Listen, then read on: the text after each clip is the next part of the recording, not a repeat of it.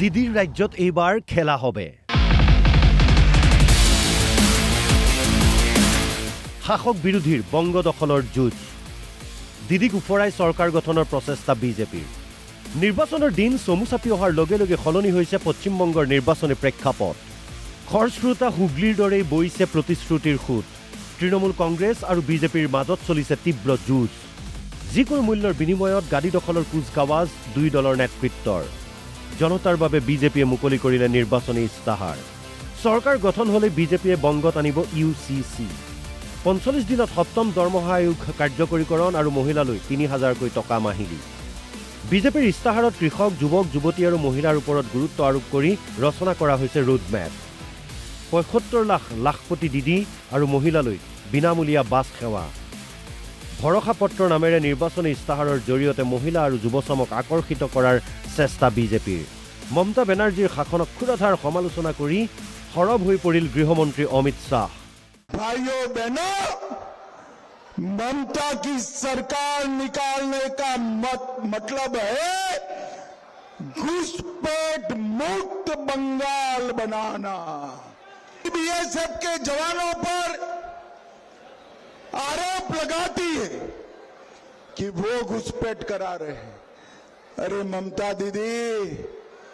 BSF के जवान देश के लिए अपना सर कटा सकते हैं वो घुसपैठिए को नहीं घुस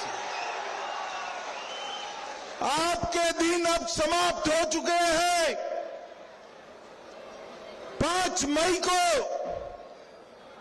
भाजपा सरकार बनेगी और 45 दिन में पूरी 600 एकड़ भूमि हम बीएसएफ को बाढ़ लगाने के लिए दे देंगे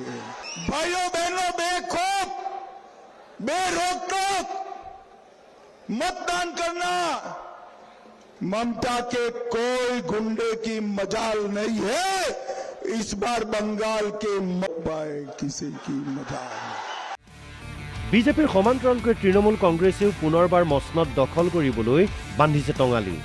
মুখ্যমন্ত্ৰী মমতা বেনাৰ্জীয়ে তৃণমূল কংগ্ৰেছ কৰ্মী আৰু তেওঁৰ সমৰ্থকসকলক সজাগ হৈ থাকিবলৈ আহ্বান জনাইছে দলীয় কৰ্মী গ্ৰেপ্তাৰ হোৱাৰ সম্ভাৱনা আৰু নিৰ্বাচনী ৰিগিঙৰ প্ৰসংগৰে আক্ৰমণাত্মক দিদি বংগক লৈ এইবাৰ বিজেপি ভীষণ চিৰিয়াছ ইতিমধ্যে দলটোৱে ষ্টাৰ কেম্পেইনাৰ আৰু প্ৰচাৰকৰ তালিকা প্ৰকাশ কৰি চলাই গৈছে প্ৰচাৰ অভিযান ষ্টাৰ কেম্পেইনাৰৰ ৰূপত থাকিব হিমন্ত বিশ্ব শৰ্মা লগতে পীযুষ হাজৰিকা জয়ন্ত মল্ল বৰুৱা অশোক সিংহল প্ৰদ্যুৎ বৰদলৈ সহ অসমৰ ৫০জনীয়া দলকো বিজেপিৰ প্ৰচাৰৰ দায়িত্ব বংগৰ অলিয়ে গলিয়ে পৰিৱৰ্তনৰ সংকল্পৰে এই নেতাসকলে চলাব প্ৰচাৰ ঘনে ঘনে ৰাজ্যখনলৈ গৈছে মোদী অমিত শ্বাহ সহ বিজেপিৰ কেন্দ্ৰীয় নেতা এই যুদ্ধংদেহী প্ৰচাৰ অভিযানলৈ চাই এটা কথা স্পষ্ট হৈছে বংগত এইবাৰ খেলা হবে পিছে এই খেলত কোনে বিজয়ৰ শেষ হাঁহি মাৰিব সেয়া নিশ্চয়কৈ হ'ব লক্ষণীয় news desk report Assam live 24